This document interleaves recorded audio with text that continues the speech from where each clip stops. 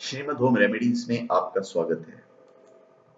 और हम आपको बताएंगे कि आजादी का जश्न गांधी जी ने क्यों नहीं मनाया था। जब भी भारत की आजादी की बात होती है तो देश के राष्ट्रपिता महात्मा गांधी का नाम सबसे पहले सामने आता है। लेकिन क्या आपको पता है कि 15 अगस्त 1947 को जब हमें आजादी मिली थी तो उस जश्न में महात्मा गांधी शरीक नहीं हुए थे। और जब 14 अगस्त को उनके सबसे लाडले जवाहरलाल नेहरू जब भाषण दे रहे थे तो उसमें भी वो वहां पे नहीं शरीक हुए थे, वहां भी मौजूद नहीं थे। उस वक्त वो दंगा बुझा रहे थे।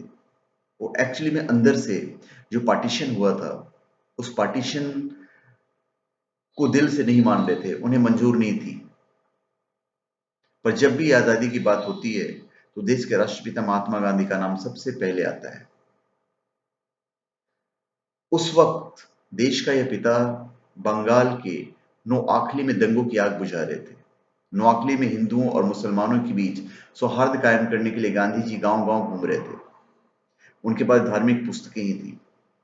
उन्होंने सभी हिंदुओं और मुसलमानों को शांति बनाए रखने की अपील की और उन्हें शपथ दिलाई कि वे एक दूसरे की हत्याएं नहीं करें। हालांकि बात बहुत छोटी सी थी। अगर गांधी जी मान जाते जिन्ना की बात तो शायद पार्टीशन होता भी नहीं। पर शायद ये उस वक्त तो धृतराष्ट्र बन गए थे शायद। पर एनीवेज अभी हमारे वो राष्ट्रपिता हैं और हम उनका सम्मान करते हैं। अपने राजनीतिक गुरु गोपाल कृष्ण गोखले की सलाह पर उन्होंने पहले भारत घूमे। बाद में 1919 में बिहार के चंपारण से जमीन पर आंदोलन की शुरुआत की। जिस राष्ट्रध्वज को आज सारा देश शान से फहराता है, शुरुआत में उसी तिरंगे को महात्मा गांधी ने अस्वीकार कर दिया था।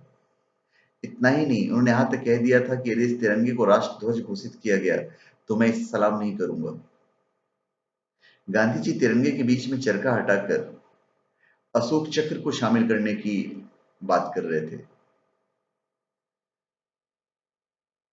एक्चुअली में गांधी जी तिरंगे के बीच चरखा हटाकर अशोक चक्र को शामिल करने से बेहद खफा थे।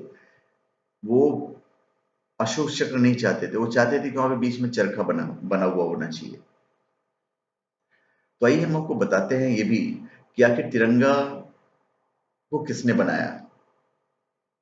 उस महान व्यक्ति का नाम है पिंगाली वेंकैया।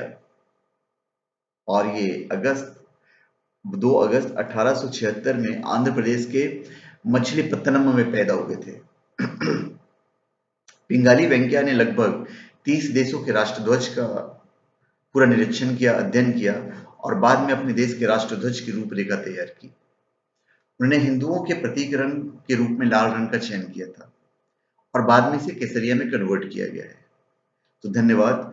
आप हमारे चैनल पे सब्सक्राइब करें और अपने कमेंट दीजिए। धन्यवाद।